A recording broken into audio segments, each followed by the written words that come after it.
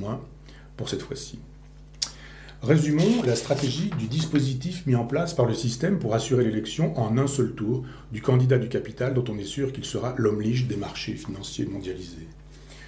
Premièrement, lancer la presse du capital, subventionnée avec l'argent du contribuable par l'État libéral, dans l'aventure en pesant de toutes ses forces en faveur de Macron. Deuxièmement, sélectionner, financer et ridiculiser les opposants à l'État maastrichtien libéral, condamnés à faire de la figuration en jouant le rôle des dits petits candidats. Troisièmement, faire monter le plus possible Marine Le Pen tout en la diabolisant dans le but d'obtenir qu'elle soit au second tour, afin de transformer une élection périlleuse à 2 tours en un royal plébiscite de maréchal à un seul tour.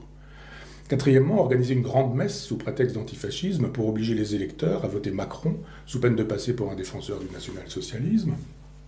Cinquièmement, bourrer les urnes socialistes afin de mettre en avant le candidat choisi pour perdre et casser le PS en deux. Sixièmement, sortir de vieilles affaires pour tuer le tueur de Juppé de Sarkozy en polarisant le grouillement médiatique sur ses seules affaires et casser les Républicains en deux. Septièmement, contraindre la gauche et la droite, l'une et l'autre cassées en deux, à choisir leur aliment à Macron, ou bien le cul de fosse des oppositions avec privation des prébendes politicates qui vont avec et assimilation aux fascistes. Convenons qu'on pouvait ne pas se soumettre à ce dispositif en ne votant ni au premier ni au second tour de cette élection dont j'ai dit depuis des années que son gagnant serait, quoi qu'il arrive, un exécutant de l'État maastrichtien. Précisons pour conclure que, par hubris, par démesure donc, 2 personnes ont été les idiots utiles de cette stratégie. L'idiot utile, c'est celui qui, dans le vocabulaire de Hegel, est la ruse de la raison de l'histoire. Il croit agir alors qu'il est agi. Il imagine décider alors qu'il est décidé. L'un était agi par sa formidable mégalomanie, l'autre par son incroyable bêtise. Le premier fut le pantin de sa vanité, la seconde la ventriloque de son immense crétinerie. Il voulait être Robespierre, il eut un thermidor sans guillotine, elle souhaitait être Jeanne d'Arc, et le feu n'a pas pris.